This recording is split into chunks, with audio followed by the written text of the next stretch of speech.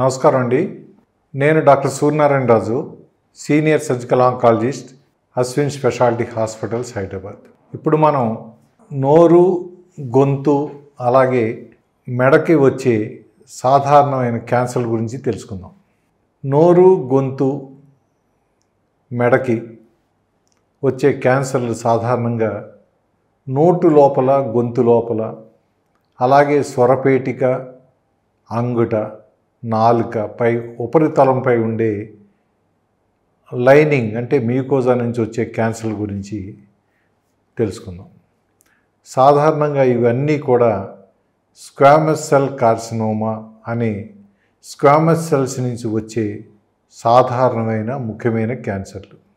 ఈ క్యాన్సర్లు అన్నీ పెదవులు దగ్గర నుంచి గొంతు వరకు, అలాగే ముక్కు వెనక భాగంలో ఉండే నాసోఫారింగ్స్, ముక్కు లోపల ఉండే మ్యూకోజా నుంచి, అలాగే పారానేసల్ సైనసెస్ అని ముక్కు చుట్టూ ఉండే ఎయిర్ సెల్స్, నాలుక వెనక భాగంలో ఉండే ఓరోఫారింగ్స్, కింద భాగంలో ఉండే హైపోఫారింగ్స్, స్వరపేటిక లారింగ్స్ వరకు ఇవన్నీ కూడా ఒకే రకమైన లక్షణాలతో ఉంటాయి. ఇవన్నీ కూడా స్క్వామస్ సెల్ కార్సినోమాస్ అన్నది ప్రాథమికంగా ప్రధానంగా వచ్చే క్యాన్సర్. రకాల్లోకి మనం వెళ్తే squamous cell carcinoma or carcinoma అన్నది ప్రధానంగా వచ్చేవి. అలాగే లాలాజల గ్రంథుల నుంచి వచ్చే salivary gland tumours, pigmented moles అంటే మెలనోసైట్స్ నుంచి వచ్చే మెలనోమాస్, ఇతర రకమైన సార్కోమాస్, లింఫ్ టిష్యూస్ నుంచి వచ్చే లింఫోమాస్, అలాగే కొన్ని ఎయిడ్స్, హెచ్ఐవి నుంచి వచ్చే సార్కోమాస్, ఇవన్నీ కూడా సాధారణంగా మనం చెప్పిన అవయవాల్లో వస్తూ ఉంటాయి. వీటికి వచ్చే లక్షణాలు ఎలా ఉంటాయో చెప్తాను. సాధారణంగా నొప్పితో, అలాగే పుండు రూపంలో కానీ, రక్తస్రావం అవటం వల్ల కానీ మనం గుర్తించడం జరుగుతుంది. ఎవరికైనా నోట్లో పుండు వచ్చి అది పెరుగుతూ ఉంది, బాధ కలుగుతుందంటే వాళ్ళకు ఉన్న హ్యాబిట్స్ని బట్టి, ఉన్న కంప్లైంట్స్ని బట్టి తప్పనిసరిగా పరీక్ష చేయాలి. అక్కడ పుండు మోర్ దాన్ 1/2 సెంటీమీటర్ 1 సెంటీమీటర్ ఉంటే తప్పనిసరిగా బయాప్సీ చేయవలసి వస్తుంది. చాలామందికి పిల్లల్లో నొప్పితోటి వచ్చే చిన్న చిన్న అల్సర్స్, అది స్ట్రెస్ అల్సర్స్ అని, యాఫ్టర్స్ అల్సర్స్ అని అంటాం.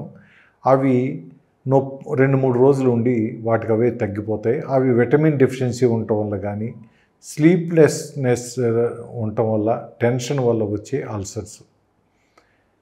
అది కాకుండా నోటిలో ఉండే పరిశుభ్రతను బట్టి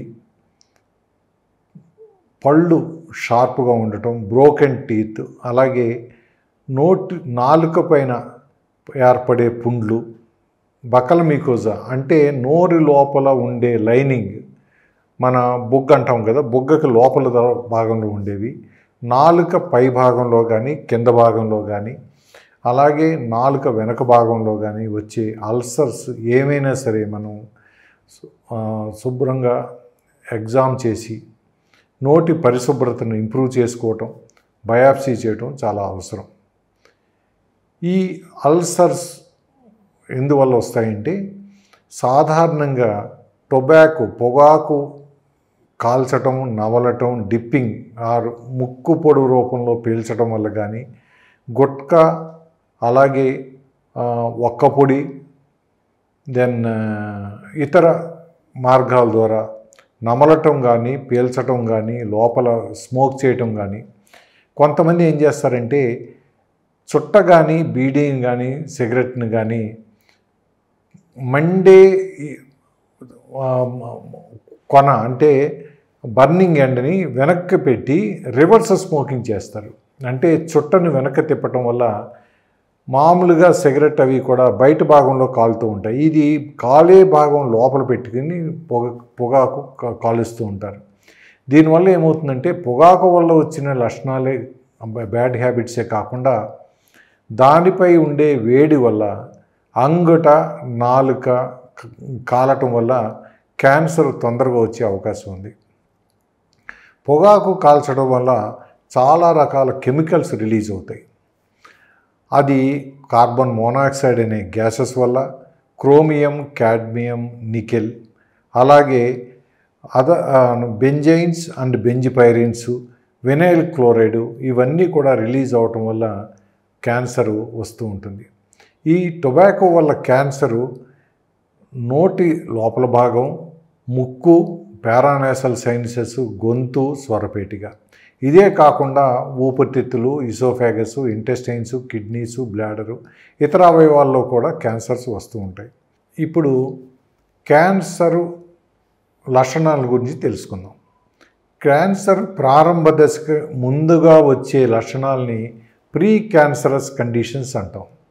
నోటిలో వచ్చే ప్రీ క్యాన్సరస్ కండిషన్స్ సాధారణంగా వైట్ ప్యాచ్, దాన్ని ల్యూకోప్లేకియా అంటాం. మనం ఒక పొరలాగా ఏర్పడి చేతితో టచ్ చేసినా పోకుండా ఉండే తెల్లటి మచ్చల్ని ల్యూకోప్లేకియా అని అంటాం. ఈ ల్యూకోప్లేకియా మచ్చల్ని మనం ఏమి ట్రీట్మెంటు చేయకుండా వదిలేస్తే కొంతకాలానికి, అంటే 5 సంవత్సరాలు కానీ ఇంకా కొంతకాలానికి కానీ క్యాన్సర్ కింద మారే అవకాశం ఉంది. ఈ స్టేజ్లో మనం నోటి పరిశుభ్రతను ఇంప్రూవ్ చేసుకుని, విటమిన్ డెఫిషియన్సీ లేకుండా చేసుకుని, high doses of vitamins, antioxidants, అలాగే ఆహారపు అలవాట్లో మార్పు చేసుకుని, ఏమన్నా సిగరెట్టు, బీడీ, చుట్ట లాంటి హ్యాబిట్స్ ఉంటే మానేస్తే కొంతమందిలో ఈ ల్యూకోప్లేకియా తగ్గిపోయి మామూలు మీకోజా కింద మారే అవకాశం కూడా ఉంటాయి. అది లేని టైంలో ఆ ల్యూకోప్లేకియాని శరీరం నుంచి సర్జరీ ద్వారా తొలగించడం చాలా అవసరం. ఈ ప్రీ క్యాన్సర్ స్టేజ్లో మనం పూర్తిగా సర్జరీ చేసి తీసేయటం వల్ల 100% క్యాన్సర్ రాకుండా నివారణ చేసుకోవడానికి అవకాశం ఉంది. అలాగే ఎరిథ్రోప్లేకియా, ఎర్రటి మచ్చలు ఉంటే దాన్ని ఎరిథ్రోప్లేకియా అని, నల్లటి మచ్చలు ఉంటే మెలనోసైటిక్ ప్యాచెస్ అని ఆర్ మెలనోటిక్ ప్యాచెస్ అని అంటాం. అది కాకుండా కొంతమందికి బాగా గుట్కా కానీ, టొబాకో కానీ, అలాగే వేరే ఈ టాక్సిక్ సబ్స్టెన్సెస్ నమిలే వాళ్ళకి లోపల లైనింగ్ అంతా కుసించుకుపోయి, అంటే మామూలుగా రబ్బర్లాగా కానీ, ఎలాస్టిక్ కానీ ఎక్స్పాండ్ అయ్యే మ్యూకోజా నెమ్మదిగా కుసించుకుపోయి అంతా కూడా గట్టిపడిపోతుంది. దాన్ని సబ్మ్యూకస్ ఫైబ్రోసిస్ అంటాం. కొంతమందిలో ఎంతవరకు అంటే ఈవెన్ ఆహారం తినటానికి కూడా నోరు తెరుచుకోలేని పరిస్థితికి వెళ్ళిపోతుంది. అది కూడా ఒక ప్రీ క్యాన్సరస్ కండిషన్. ఈ ప్రీ క్యాన్సరస్ కండిషన్స్ మనం ట్రీట్ చేయకుండా అశ్రద్ధ చేయటం వల్ల వీరి అందరిలో కూడా క్యాన్సర్ డెవలప్ అయ్యే అవకాశం ఉంటుంది. ఈ క్యాన్సర్ డెవలప్ అయిన తర్వాత మనం చేయవలసిన ముఖ్యమైన టెస్ట్ ఏంటంటే, నోటిలో వచ్చిన, నాలుక మీద కానీ ఏ భాగంలో వచ్చిన మిగిలిన భాగాలు, అంటే నోటి నుంచి స్వరపేటిగా గొంతు వరకు అన్ని భాగాలని టెస్ట్ చేయవలసి వస్తుంది. ఇది ఎందుకంటే ఒక చోట క్యాన్సర్ మొదలైతే వేరే చోట కూడా మొదలయ్యే అవకాశాలు 100% ఉంటుంది. కాబట్టి మొత్తం భాగాలన్నింటినీ పాన్ ఎండోస్కోపీ ద్వారా పరీక్ష చేసి మనకి వేరే ఏ భాగంలోని క్యాన్సర్ లేదు అన్న తర్వాత ట్రీట్మెంట్ చేయవలసి వస్తుంది. ఈ నోరు, గొంతు, స్వరపేటికలో వచ్చే క్యాన్సర్స్ని మనం 4 స్టేజెస్గా విభజిస్తాం. స్టేజ్ 1లో చిన్న ulcer less than 2 centimetres and lymph nodes లేకుండా ఉంటాయి. లింఫ్ నోడ్స్ మన మెడ దగ్గర వచ్చే శోష గ్రంథులు ఎన్లార్జ్ అయ్యి క్యాన్సర్ ఉంటే స్టేజ్ 2. అలాగే more than 2 centimetres 4 centimetres ulcer కూడా ఉండే అవకాశం ఉంది. అలాగే లింఫ్ నోడ్స్ ఎక్కువగా ఉండి ప్రైమరీ ట్యూమర్ థిక్గా ఉండటం కానీ, పెద్ద మోర్ దాన్ 4 సెంటీమీటర్స్ ఉండటం వల్ల కానీ అది స్టేజ్ 3లోకి వెళ్ళిపోతుంది. స్టేజ్ 4కి వచ్చేటప్పటికి చుట్టుపక్కల అవయవాలు ఇన్వాల్వ్ అవటం, అంటే నాలుక దగ్గర నుంచి దవడ ఎముకకు కానీ, బకల మీకోజా నుంచి బయట చర్మానికి కానీ రావటం, అలాగే లింఫ్ గ్లాండ్స్ హార్డెన్ అయిపోయి ఫిక్స్ అయిపోవటం వల్ల కానీ, వేరే అవయవాలు దూరంగా ఉండే అవయవాలు లైక్ లంగ్స్ కానీ ఇతర గ్లాండ్స్ కానీ ఇన్వాల్వ్ అవటం వల్ల స్టేజ్ 4 క్యాన్సర్గా మనం విభజిస్తాం. ట్రీట్మెంట్ లైన్స్ ఒకసారి తెలుసుకుందాం.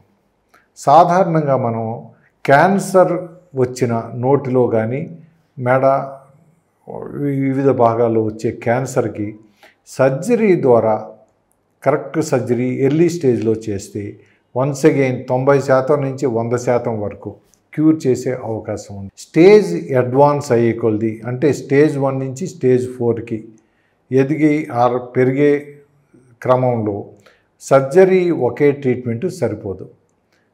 స్టేజ్ 2, స్టేజ్ 3లో ఉండే క్యాన్సర్స్కి సర్జరీ చేయటంతో పాటు కొంత రేడియేషన్ కూడా ఇవ్వవలసి ఉంటుంది. స్టేజ్ 3 వచ్చేటప్పటికి రేడియేషన్తో పాటు రేడియోథెరపీ అని కీమోథెరపీ మందులు ప్లస్ రేడియేషను ఇవ్వాల్సి వస్తుంది. అంటే ప్రాథమిక దశలో ఉండే క్యాన్సర్కు సర్జరీ ఒకటే 100% క్యూర్ చేసే అవకాశం ఉంది. స్టేజ్ 2 స్టేజ్కి వచ్చేటప్పటికి రేడియేషన్ తప్పనిసరిగా ఇవ్వాలి. అలాగే స్టేజ్ 3 వచ్చేటప్పటికి రేడియేషన్ ప్లస్ కీమోథెరపీ ఇస్తాం. అదే స్టేజ్ 4 క్యాన్సర్ వచ్చేటప్పటికి మనం సర్జరీ చేయటం వల్ల సర్జరీ ఒకే ట్రీట్మెంట్ వల్ల క్యూర్ చేసే అవకాశాలు లెస్ దాన్ 10%. స్టేజ్ 4 వచ్చేటప్పటికి తప్పనిసరిగా కీమోథెరపీ ప్లస్ రేడియేషన్ కూడా ఇవ్వాలి. ఎంత ట్రీట్మెంట్ చేసినా మనం cure rate we cannot cross more than 10%, maximum of 15%. అంటే ఇక్కడ నేర్చుకోవాల్సిన విషయం ఏంటంటే క్యాన్సర్ రాకుండా మనకున్న అలవాట్లని మార్చుకోవటం ద్వారా, టొబాకో లాంటిది, అలాగే నోటి హైజీన్ పరిశుభ్రతను మెయింటైన్ చేసుకోవటం ద్వారా, మంచి ఆహార నియమాలు పాటించటం, టొబాకో అలవాట్లు మానటం, అలాగే any sharp teeth, broken teeth ఉంటే డెంటల్ సర్జన్ హెల్ప్ తీసుకుని ఆ క్రానిక్ ఇరిటేషన్ లేకుండా చేసుకోవటం వల్ల క్యాన్సర్ రాకుండా కాపాడుకోవచ్చు. మన నోటిలో కానీ వేరే భాగాల్లో కానీ ప్రీ క్యాన్సరస్ అల్సర్స్ కానీ గుర్తుపడితే వెంటనే ట్రీట్మెంట్ చేసుకుని ఆ ప్రీ క్యాన్సరస్ లీజన్స్ లూకోప్లేకియా, ఎరిథ్రోప్లేకియా, అలాగే మెలనోటిక్ ప్యాచెస్ని శస్త్రచికిత్స ద్వారా నిర్మూలన చేయటం ద్వారా క్యాన్సర్ రాకుండా కాపాడుకోవచ్చు. ఎవరికన్నా క్యాన్సర్ వచ్చింది అంటే పుండు రూపంలో కానీ, అలాగే బ్లీడింగ్ రక్తస్రావం అవటం వల్ల కానీ, అలాగే మాటలో వచ్చే మార్పు, కొంతమంది గొంతు మారిపోయిందండి లేకపోతే బొంగురుగా వస్తుందన్న, ఆహారము మింగటానికి కష్టంగా ఉందన్న, మనం వెంటనే పానెండోస్కోపీ చేసుకోవటం ద్వారా, బయాప్సీ చేసుకోవటం ద్వారా క్యాన్సర్ని గుర్తించడం చాలా అవసరం. అలాగే ట్రీట్మెంట్లు మనం ఎర్లీ స్టేజ్లో గుర్తించి చిన్న చికిత్స ద్వారా ఎక్కువ లాభం పొందటం, దాన్ని అశ్రద్ధ చేసి పెద్ద ట్రీట్మెంట్లు ఎక్కువ ఖర్చు, అలాగే రిజల్ట్ వచ్చేటప్పటికి మనకు ఆశాజనకంగా లేకుండా ఎక్కువ నొప్పులు బాధలతో బాధపడే అవకాశం ఉంటుంది. కాబట్టి క్యాన్సర్ రాకుండా కాపాడుకోవటం, వచ్చిన ప్రీ క్యాన్సర్ స్టేజ్లో డయాగ్నోస్ చేసి ట్రీట్మెంట్ చేసుకోవటం, ఎర్లీ స్టేజ్లో డయాగ్నోస్ చేసి ట్రీట్మెంట్ చేసుకోవటం ద్వారా మనం క్యాన్సర్ నుంచి పూర్తిగా నివారణ పొందటానికి అవకాశం ఉంటుంది. థ్యాంక్స్ అండి. Thank you very much.